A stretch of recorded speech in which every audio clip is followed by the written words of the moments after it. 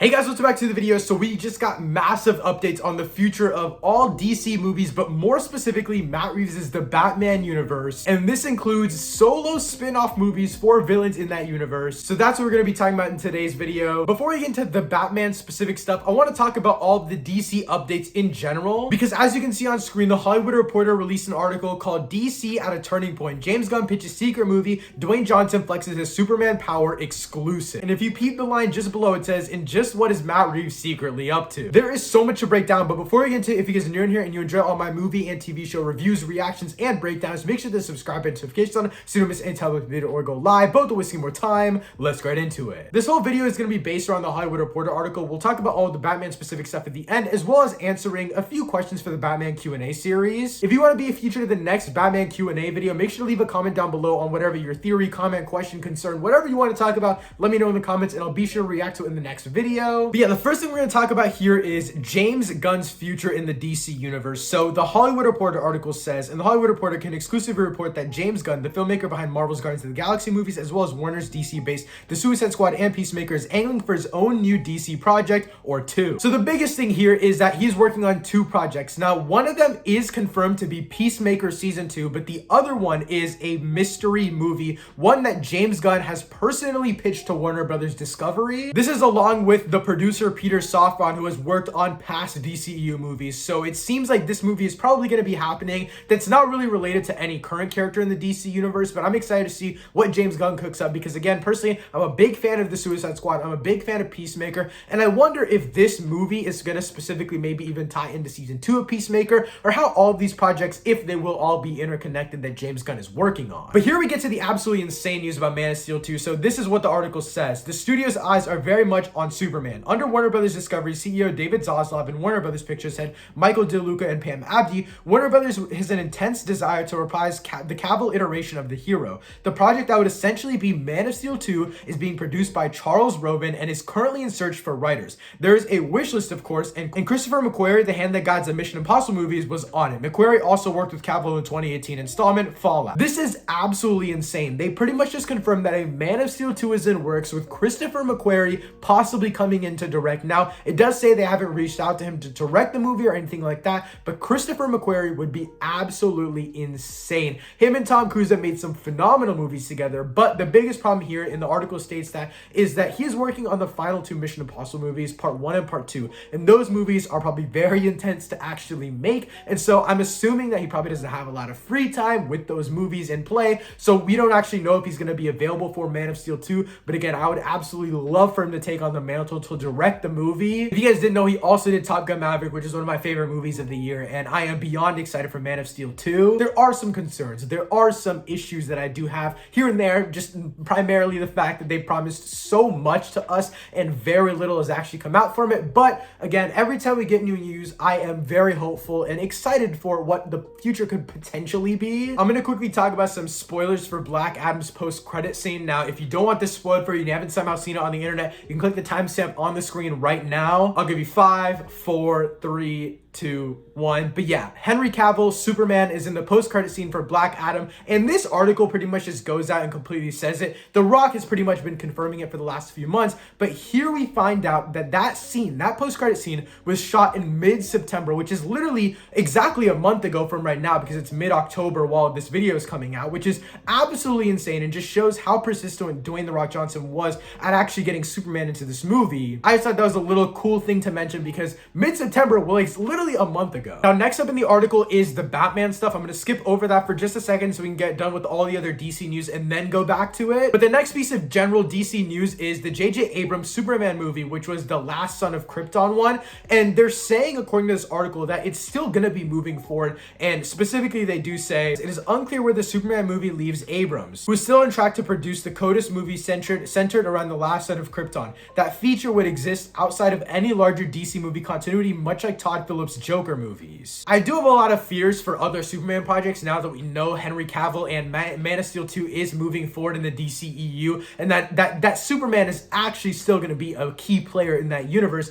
And I feel like a lot of these outside Superman characters, these other variants of stories that they're going to try to tell, I don't really think any of that's going to happen anymore, sadly. And it kind of sucks in a creative way, because I thought that's what really made DC actually stand out for Marvel, where you can create a bunch of individual stories. But I definitely do feel like this one is going to get canned eventually. They're just not saying it right now. And if you read between the lines here, they do quickly mention that they're canceling the Zatanna and Constantine HBO Max streaming service shows, which is sad to hear, but of course they're working on a lot of bigger things in the DCEU, so I kind of understand. And the last two things we're going to talk about here is script updates on The Flash and Wonder Woman 3. So they say that a script for Wonder Woman 3 by Patty Jenkins is expected imminently, and a script for the Flash sequel is already written. This is wild to me. So Warner Brothers did confirm that Ezra Miller, they will not be returning for a Flash sequel, which means they already wrote the movie, which means they have plans to already move forward without them. And so I think that's a very interesting take, writing the movie before The Flash is actually out. Even if it comes out next summer, who even knows at this point? But I'm excited to see where that character heads and who they recast them with, where all of this is going to go. I think that'll be a very, very interesting story in and of itself. And Wonder Woman 3 is moving forward with Patty Jenkins set to write the script, and they're almost done with the script, which is very interesting. I wasn't a fan of 1984.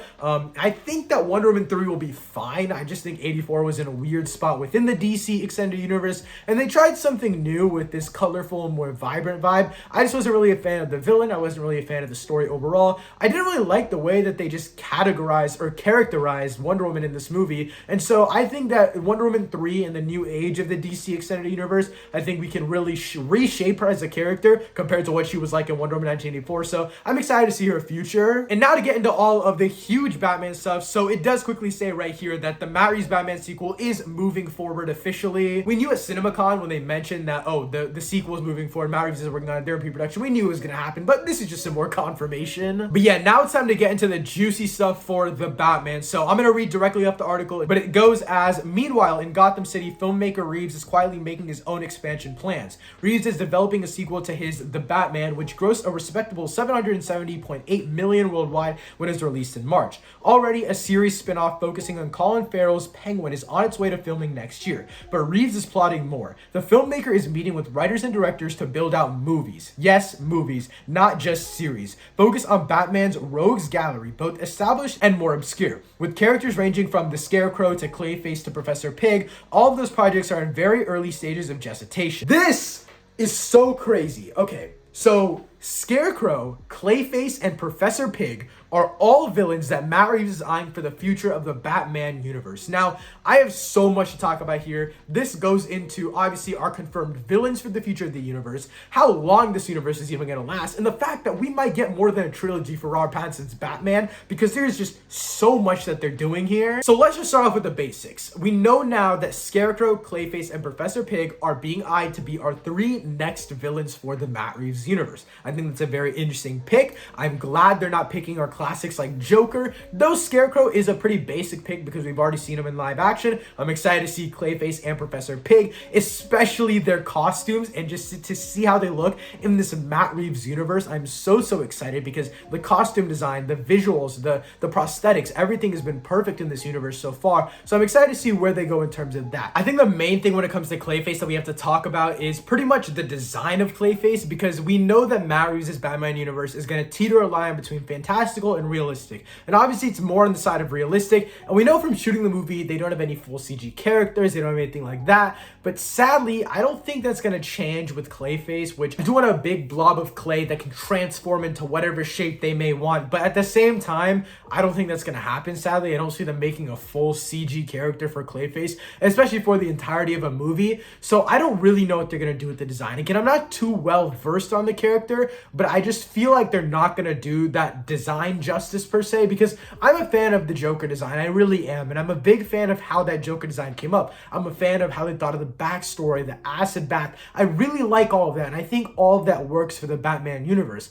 But Clayface is one of those characters where it's like, you really have to find that in between. And I feel like there's not going to be an in between, especially for live action. Obviously with live action, if it's going to be a giant clay blob, it has to be a full CG thing. thing unless it's fully practical, and then it's not a big clay blob. It's just not going to reach that scale and scope. And so I don't really know what they're going to do with this character, and I'm kind of worried. I do believe though, if Matt Reeves makes Clayface just an actor like with a bunch of makeup on, I think that'll be his first mistake in the Batman universe. I definitely do think that they need to take the full CG route with this one. Sadly, I mean, it's not necessarily even a bad thing, but I know that Matt Reeves obviously is going for a more like realistic take on all of this stuff, and I hope that everything turns a little more fantastical. I can definitely see it turning that way. I mean, I'm not 100% dead set on this not being a big blob, but I just don't really see it happening, sadly, and I know a lot of people are going to be pissed off, but again, I do think that'll be Matt Reeves' one huge mistake with Clayface if he does end up making him just a practical effects monster. I do think that he has to be a big CG monster, which I don't think they'll do. I'm excited to see more of the fantastical elements in Matt Reeves' The Batman universe,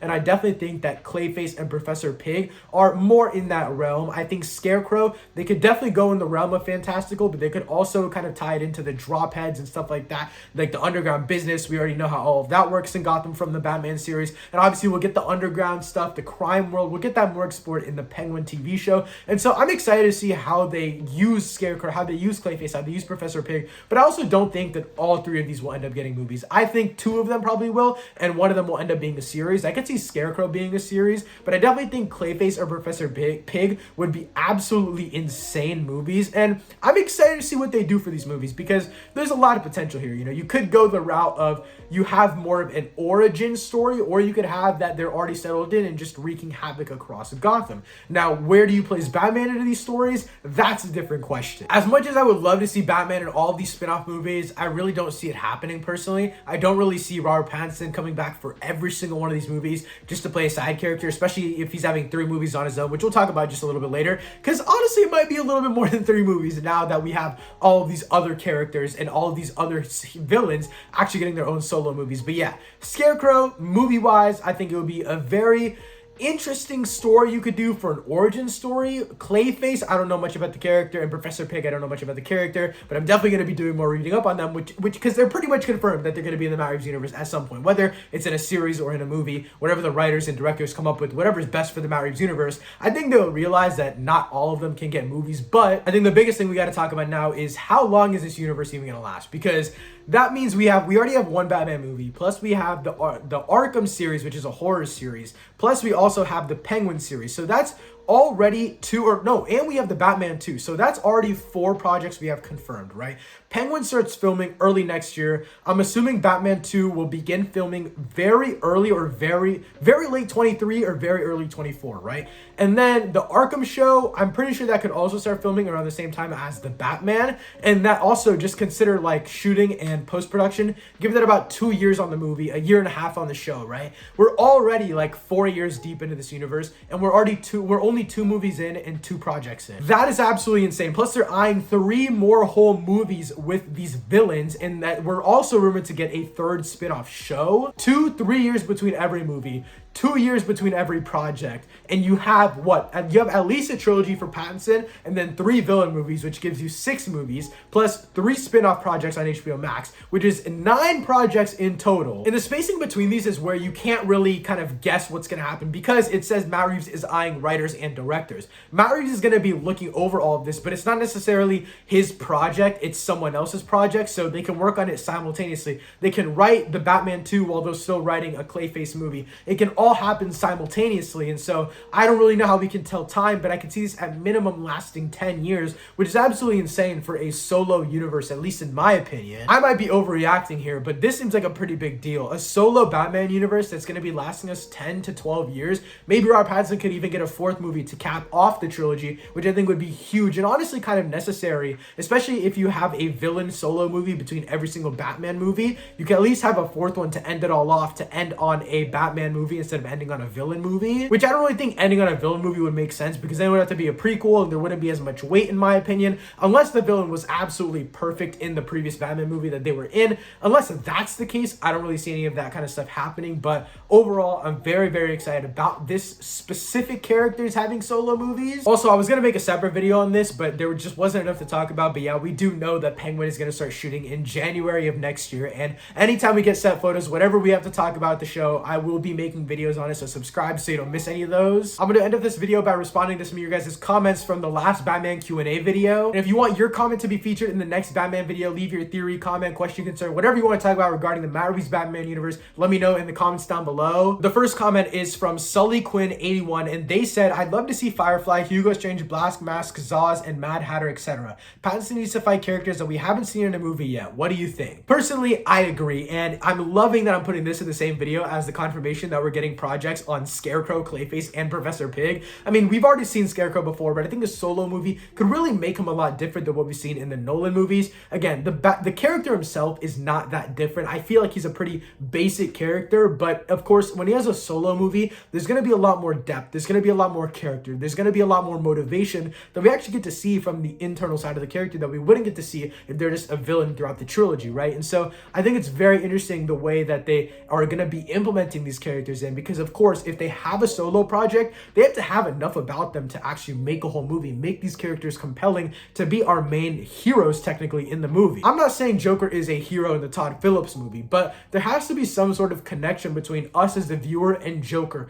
There has to be something that makes Joker so interesting that the viewer actually wants to watch the movie. And I think in order to make Scarecrow different than what we've seen in the past, I think they're going to be able to do that and actually make him a compelling enough character. It looks like they want to use Scarecrow in general, so I could see him even being in the main character in the lead of the horror Arkham series, and I think that would be very interesting to have him a character in there. Even if he doesn't get a solo movie, I still think that would require a lot of depth to actually get through the character. And then of course Clayface and Professor Pig, which if I'm not mistaken we have not seen in live action at all. I'm mostly excited for how they look in live action, because I think Matt Reeves can do a lot of stuff that's very unique, but at the same time something that's very faithful to the comic book designs, because Clayface is a very unique design, Professor Pig is a very scary and unique design, and I can even see Professor Pig taking part in the Arkham series, which I think would be very, very cool. But yeah, personally, I'd love to also see Firefly, Hugo Strange, Black Mask, all of these characters. I'd love to see them, but I definitely do think that the non-fantastical villains and the villains that aren't necessarily as high level as all these other characters like Clayface, Professor Pig, all of those more unique characters, I think they'll end up being more like side characters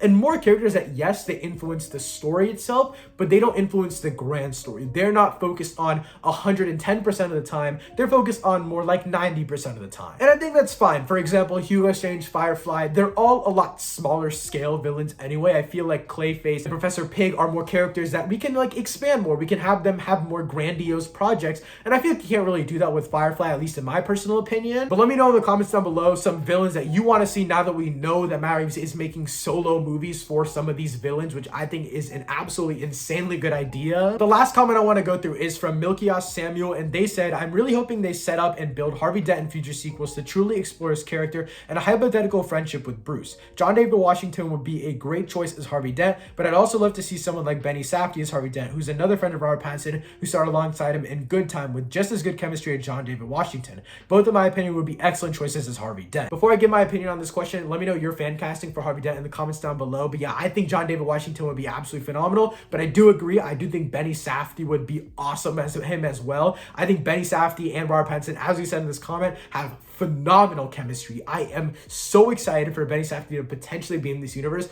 Honestly, I could see him as Professor Pig. Maybe that's just me. I just thought of that in the moment, but he could possibly play Professor Pig. I think that would be very, very cool. But yeah, Benny Safdie is a phenomenal actor. I think he's really, really great. And I think he would be great in the Matt Reeves movies. You know, Matt Reeves is a big fan of Good Time. He actually has like 2 or 3 Easter eggs in the Batman movie based off of Good Time. One of the drop heads is actually dressed like Robert Pattinson's character from Good Time, and the shop that he's robbing is literally called Good Time. And so Matt Reeves is a big fan. Apparently, rumor has it, that is the role that Matt Reeves watched and said, okay, this is going to be my Bruce Wayne, which is so cool in my opinion. And so I really do think Benny Safdie would be a great pick. But yeah, I did say John David Washington in that video, and I think John David Washington would be great as well. And I also do agree with the first thing you said. I hope that they set him up in the second movie and then build him over time. And this is why I wish that they set him up in the first movie. Just throw a little Easter egg in there. Since the DA died, might as well just throw something in about Harvey Dent. I think the DA dying in and of itself was a hint that another DA is coming. And I think that's the main thing that a lot of people thought of when we first saw that trailer of him